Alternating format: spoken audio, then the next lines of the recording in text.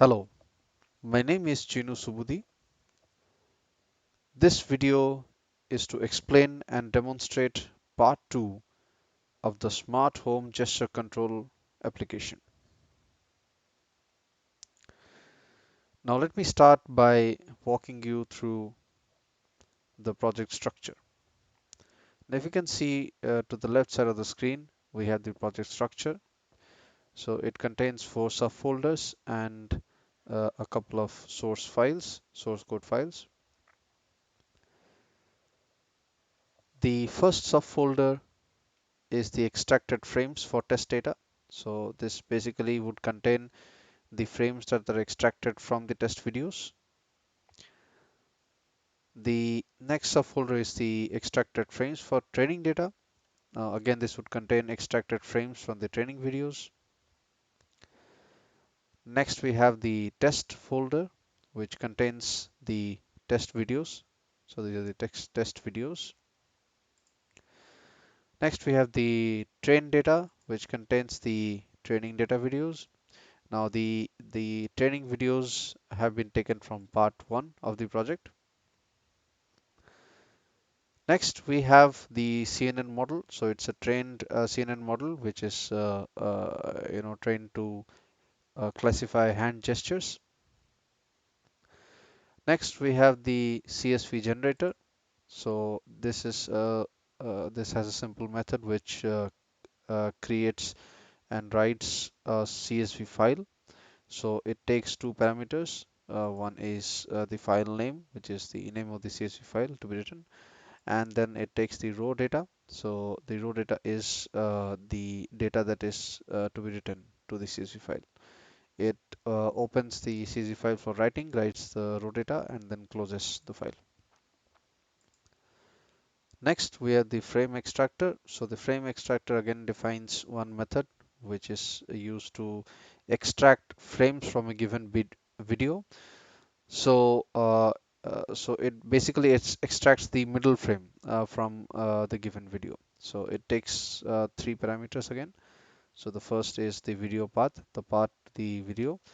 The next parameter is the frames path, which basically is the path of is the path where the extracted frame is to be saved.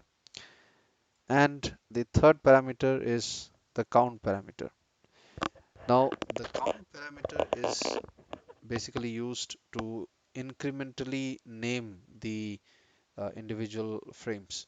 Now, for example, if we have uh, a data set of size, say 50 or 100, so we would want the extracted frames to be named sequentially, like for example 1.png, 2.png, 3.png, and so on.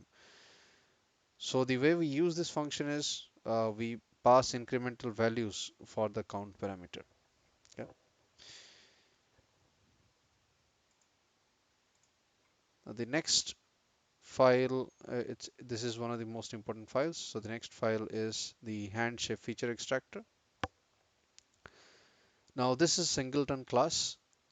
So the reason why this is made as a singleton class is because of the fact that it actually has a reference to the CNN model. Now the CNN model is fairly heavy, uh, and that is the reason why in order to have a lower memory footprint for the application, this has been declared as a uh, singleton class, and we can use the get instance method to get the reference of the object of that class. Okay. Now, what this class actually does is that it extracts feature vectors for a particular image, okay, using the CNN model. Okay. Now, the method of interest here is the extract feature method, which basically takes the image as an input and then passes it through the model and gets the extracted feature vector as the output. So one thing to note here is that this image parameter should be of type OpenCV image, and it should be in grayscale. So this is very important. It should be in grayscale and not in RGB. Okay. So then we have the main.py. It basically defines the main method, as you can see. And so this basically works in three steps, right? The first step is to get the penultimate layer for the training data. The next step is to get the penultimate layer for the test data. And the last step is to compute the cosine similarity between the feature vectors. Okay. So let's go over to the first part. So the first step involves getting the penultimate layer for the training data. What it really means is that extracting uh, the feature vectors for each of the training videos. The way we can do it is by first extracting the middle frame from the video. So which is by calling the frame extractor method, and then passing the video file name and the location where the extracted frames are to be stored, and count parameter, okay, to name the extracted frames. The next step is to to iterate through the extracted frames folder, and then pick each image frame at a time, and then extract the feature vectors from for that particular frame. Now the way we can extract is by calling the handshape feature extractor extract feature method. Now if you can see here, as we had discussed previously, it takes a grayscale image. So this is what we have passed here. Okay. Now once the feature vectors are extracted, so we append the feature vector, extracted feature vector, in this list. Okay. Now moving on to the second step. So the second step involves getting the penultimate layer for the test data. Again, this means that we have to extract the feature vectors for the test videos. Okay. Now the way we do it is it's very similar to the first step. So we get the middle frames of the test data videos, and then we compute the uh, feature vectors for each of the extracted frames, and then we store these feature vectors in a second list. Okay. So after the end of this line, so there we would have two lists. So one list contains the feature vectors for the training data, and the other list contains the feature vectors for the test data.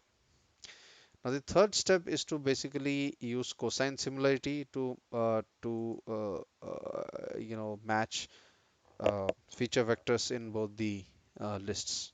Okay, so what we would do is we would take uh, a feature vector for a test video, and then compute the cosine similarity uh, of that feature vector of the test video feature vector with all the given training data feature videos, the feature vectors. Okay. Now as we know that cosine similarity is for example, cosine similarity between two vectors a and b is a dot b divided by uh, uh, magnitude of a into magnitude of b. Okay.